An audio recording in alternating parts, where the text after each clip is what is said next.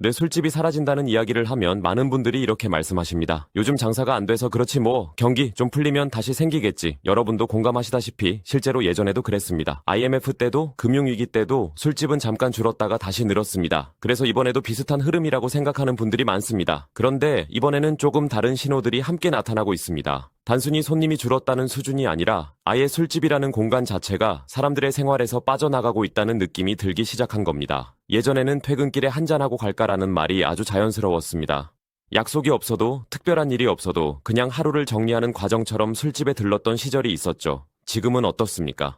퇴근하면 바로 집으로 가는 분들이 훨씬 많아졌고 약속이 있어도 굳이 술자리가 아니어도 되는 경우가 늘었습니다. 이 변화는 어느 날 갑자기 생긴 게 아닙니다. 조용히 아주 천천히 여러 해에 걸쳐 쌓여온 변화입니다. 회식 문화부터 달라졌습니다. 예전에는 회식이 업무의 연장처럼 여겨졌고 빠지기 어려운 분위기가 있었습니다. 술을 잘 못 마셔도 몸이 피곤해도 자리에 앉아있는 게 당연했죠. 그런데 지금은 회식 자체를 부담스러워하는 사람이 많아졌습니다. 술을 마셔야 할 이유를 굳이 찾지 않게 된 겁니다. 이건 단순히 젊은 세대만의 이야기가 아닙니다. 중장년층도 마찬가지입니다. 예전처럼 술자리가 즐겁기만 한 시간이 아니게 된 거죠. 왜냐하면 술자리는 체력 소모가 크고 다음날 컨디션에 바로 영향을 주기 때문입니다. 하루 이틀이 아니라 이런 경험이 반복되다 보면 사람들은 자연스럽게 선택을 바꿉니다. 안 가도 되는 자리는 안 가게 되고 굳이 술집을 찾지 않게 됩니다. 이렇게 하나씩 빠지다 보니 술집을 찾는 사람이 줄어들고 손님이 줄어들다 보니 가게가 버티기 어려워지는 구조가 만들어집니다. 여기까지는 그럴 수도 있겠다 하고 고개를 끄덕이실 겁니다. 그런데 문제는 이 변화가 특정 세대나 특정 상황에만 국한되지 않는다는 점입니다. 동네를 조금만 둘러보면 예전에는 항상 자리가 찼던 호프집, 소주집, 생맥주집들이 하나둘씩 사라지고 있습니다. 특히 눈에 띄는 건 가볍게 한 잔 마시던 공간들이 먼저 사라지고 있다는 겁니다. 이건 굉장히 중요한 신호입니다. 사람들이 술을 아예 끊어서가 아니라 술을 마시는 방식 자체가 생활 속에서 빠지고 있다는 뜻이기 때문입니다. 술집은 단순히 술을 파는 곳이 아니었습니다. 사람들이 모이고 하루를 정리하고 스트레스를 풀고 관계를 유지하던 공간이었습니다. 그 공간이 줄어든다는 건 사람들이 그 역할을 다른 방식으로 대체하고 있다는 뜻입니다. 집에서 쉬고, 집에서 마시고, 집에서 시간을 보내는 쪽으로 무게중심이 이동하고 있는 겁니다. 이 변화는 겉으로 보면 편해진 것처럼 보입니다. 집이 제일 편하니까요. 하지만 동시에 사람들이 밖으로 나와 자연스럽게 섞이는 기회는 점점 줄어들고 있습니다. 술집이 사라진다는 이야기를 단순히 자영업 문제로만 보면 이 중요한 변화를 놓치게 됩니다. 이건 사람들이 사회와 연결되는 방식이 달라지고 있다는 신호입니다. 이제부터는 이 변화가 숫자로는 어떻게 나타나고 있는지, 왜 특정 술집부터 사라지고 있는지, 그리고 이 흐름이 한국만의 문제인지 아니면 전 세계적인 변화인지 조금 더 깊이 들어가 보겠습니다. 숫자로 보면 이 변화는 더 분명해집니다. 체감만의 문제가 아니라는 겁니다. 특정 한두 동네 이야기가 아니라 도시 전체에서 그리고 여러 해에 걸쳐 술집이라는 업종이 꾸준히 줄어들고 있습니다. 흥미로운 건 모든 음식점이 다 줄어드는 건 아니라는 점입니다. 밥집은 버티는 곳이 많고 카페는 오히려 늘어난 지역도 있습니다. 그런데 유독 호프집, 생맥주집, 소주를 중심으로 한 주점들이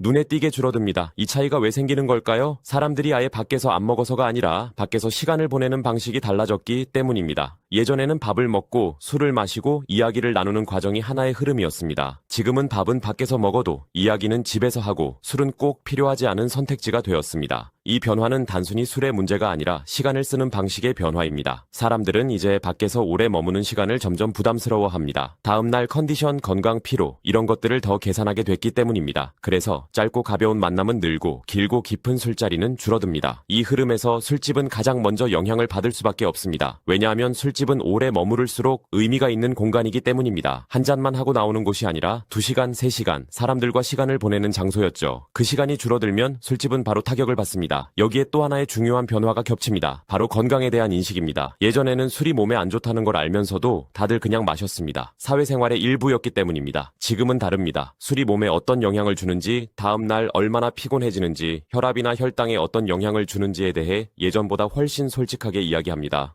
특히 나이가 들수록 이 변화는 더 크게 느껴집니다. 60이 넘어서도 예전처럼 마시다 보면 몸이 바로 반응합니다. 잠이 깨지고 속이 불편해지고 다음날 하루가 망가집니다. 이런 경험이 반복되면 사람들은 자연스럽게 술자리를 줄이게 됩니다. 여기서 중요한 건 술을 완전히 끊는 사람이 늘었다기보다 술이 선택사항이 되었다는 점입니다. 예전에는 술자리가 기본값이었다면 지금은 굳이 마시지 않아도 되는 선택지가 된 겁니다. 이 변화는 가정 안에서도 나타납니다.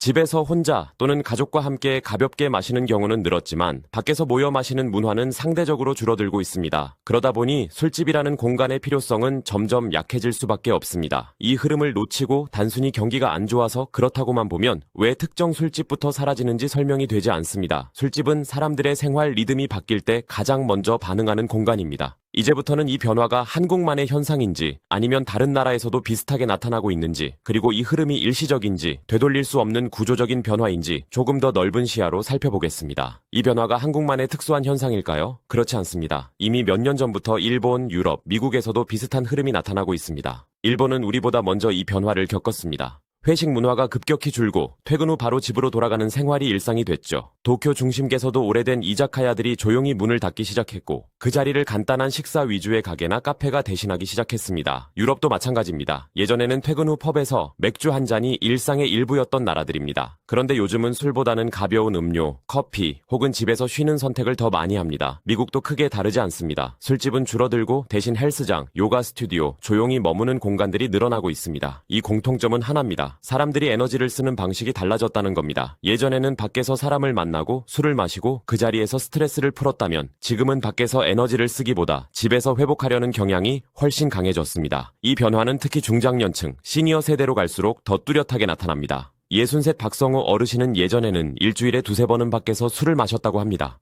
그게 사람 사는 맛이라고 생각하셨죠. 그런데 요즘은 그렇게 마신 다음 날이 너무 힘들어졌다고 하셨습니다. 몸이 회복을 못한다는 느낌이 분명하게 온다고요. 그래서 술자리를 줄이기 시작했고 자연스럽게 술집에 갈 이유도 줄어들었습니다. 이건 의지가 약해진 것도 아니고 사람이 변해서도 아닙니다. 몸이 먼저 생활 방식을 바꾸라고 신호를 보내는 겁니다. 여기서 중요한 건 이 변화가 개인의 문제로 끝나지 않는다는 점입니다. 사람 한 명, 한 명의 선택이 모이면 사회 전체의 풍경이 바뀝니다. 술집이 줄어든다는 건 단순히 가게가 사라지는 게 아니라 사람들이 모이는 방식, 이야기를 나누는 방식, 관계를 유지하는 방식이 달라지고 있다는 뜻입니다. 예전에는 술집이 관계의 중간 기착지 역할을 했습니다. 회사 사람도, 동네 사람도, 친구도 자연스럽게 이어주는 공간이었죠. 그 공간이 사라지면 사람들은 다른 방식으로 관계를 만들어야 합니다. 그런데 문제는 대체 공간이 아직 충분히 준비되지 않았다는 겁니다. 카페는 오래 앉아있기에 부담스럽고 집은 초대하기가 쉽지 않고 공공공간은 어색한 경우가 많습니다. 그래서 사람들은 아예 혼자 있는 시간을 선택하게 됩니다. 이 선택이 짧게는 편안할 수 있습니다. 그런데 이 시간이 길어지면 다른 문제가 생깁니다. 사람을 덜 만나면 말수가 줄고 말수가 줄면 생각도 안으로만 맴돌게 됩니다.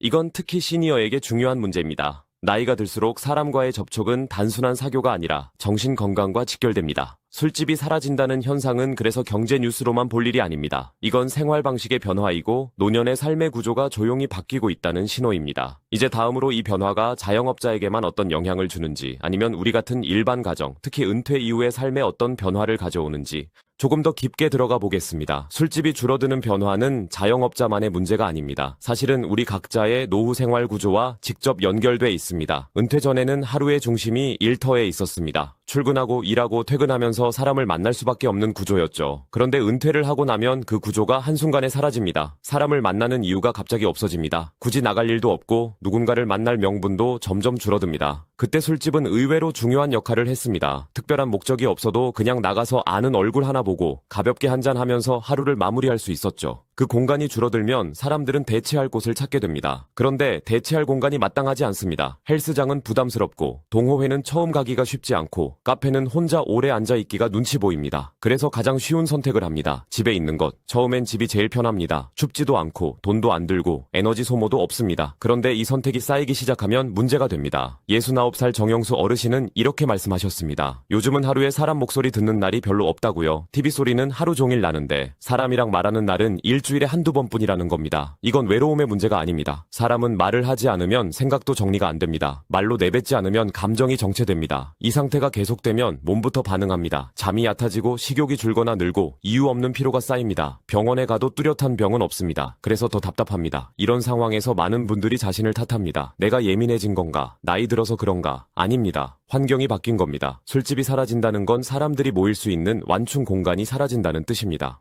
이 완충 공간은 노년기에 특히 중요합니다. 집과 집, 집과 사회 사이를 부드럽게 이어주는 중간 지점이기 때문입니다. 그 중간이 사라지면 삶은 집 아니면 고립 이렇게 양극단으로 흘러가기 쉽습니다. 그래서 이 흐름을 그냥 시대 변화로 넘기면 안 되는 이유가 여기 있습니다. 이제부터는 이 변화 속에서 우리가 어떻게 생활을 다시 짜야 하는지 이야기를 해보겠습니다. 술집이 줄어드는 시대에 어떻게 사람을 만나고 어떻게 하루를 만들고 어떻게 노년의 리듬을 유지할 수 있는지 거창한 대안 이야기가 아닙니다. 현실적으로 가능한 이야기만 하겠습니다. 먼저 사람을 만나는 기준부터 바꿔야 합니다. 예전처럼 모여서 한참을 있어야 한다는 생각부터 내려놓는 겁니다. 짧아도 괜찮고 자주가 아니어도 괜찮습니다. 65살 김성자 어르신은 요즘 아침마다 동네 빵집에 들른다고 합니다. 빵을 사는 게 목적이 아니라 사장님과 안부 한마디 나누는 게 하루의 시작이 됐다고 하셨습니다. 그 짧은 대화 하나로 하루가 다르게 느껴진다고요? 이게 사람을 만나는 새로운 방식입니다. 두 번째는 술이 중심이 아닌 만남을 만드는 겁니다. 술이 없으면 어색할 것 같다는 생각 많이 하십니다. 그런데 막상 해보면 술이 없으니까 몸이 훨씬 편하고 다음날이 다릅니다. 커피 한 잔, 국수 한 그릇, 시장 구경, 공원 산책 이런 만남이 오히려 오래 갑니다. 세 번째는 나만의 외출 이유를 정해두는 겁니다. 사람은 이유가 있어야 움직입니다. 정해진 요일에 정해진 장소로 나가는 이유 하나만 있어도 생활이 무너지지 않습니다. 이유는 아주 사소해도 됩니다. 우체국, 도서관, 동네 병원, 약국 중요한 건 그게 반복된다는 겁니다. 반복이 쌓이면 리듬이 됩니다. 리듬이 생기면 하루가 붙잡힙니다. 이렇게 생활의 리듬을 다시 잡지 않으면 노년의 하루는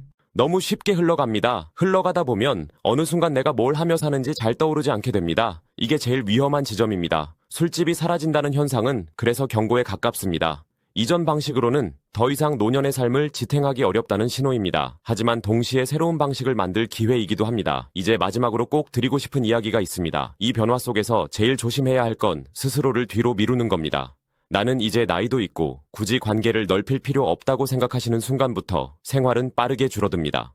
사람을 덜 만나는 건 편해 보이지만 그 편안함은 오래 가지 않습니다. 불편함이 오기 전에 조금만 움직이면 그 불편함을 크게 막을 수 있습니다. 지금 이 영상을 보시면서 혹시 요즘 사람 만나는 횟수가 눈에 띄게 줄었다고 느끼셨다면 그게 바로 신호입니다. 그 신호를 무시하지 마시고 아주 작은 변화 하나만 만들어 보셨으면 합니다. 다음번 외출은 술자리가 아니라 사람 얼굴을 보기 위한 외출로 정해보는 것. 그 선택 하나가 앞으로의 노년을 훨씬 덜 외롭고 덜 무겁게 만들어줄 수 있습니다. 여기까지 이야기를 듣고 나면 이런 생각이 드실 수도 있습니다. 그래서 결국 우리는 어떻게 살아야 하느냐고요? 정답은 없습니다. 다만 피해야 할 방향은 분명해졌습니다. 혼자 버티는 방향, 집 안에만 머무는 방향, 관계가 자연스럽게 사라지는 걸 그냥 받아들이는 방향. 이 방향만은 노년을 편하게 만들지 않습니다. 술집이 사라지는 건 단순히 술 마실 곳이 줄어드는 문제가 아닙니다. 사람들이 마주 앉을 이유를 잃어가고 있다는 신호입니다. 그렇다고 예전으로 돌아갈 수는 없습니다. 시대는 이미 바뀌었고 몸의 리듬도 그걸 따라 바뀌고 있습니다. 그래서 우리가 할 수 있는 건 새로운 형태의 연결을 의도적으로 만드는 겁니다.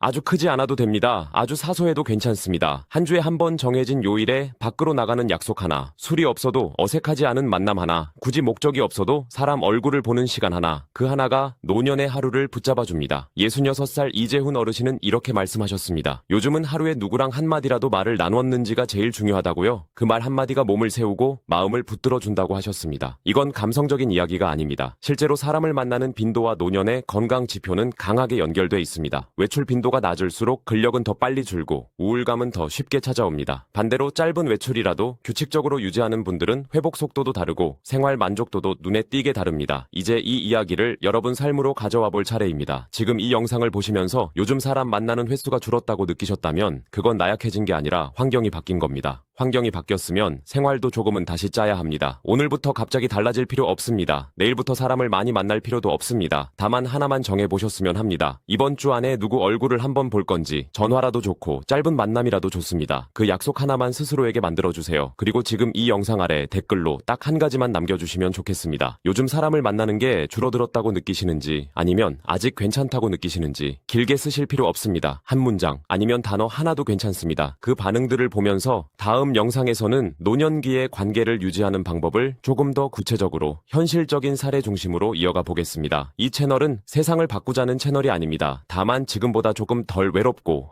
조금 덜 불안한 노년을 만드는 게 목표입니다. 오늘 이야기 중에서 하나라도 고개가 끄덕여졌다면 그걸로 충분합니다. 구독은 지금 당장 하지 않으셔도 됩니다.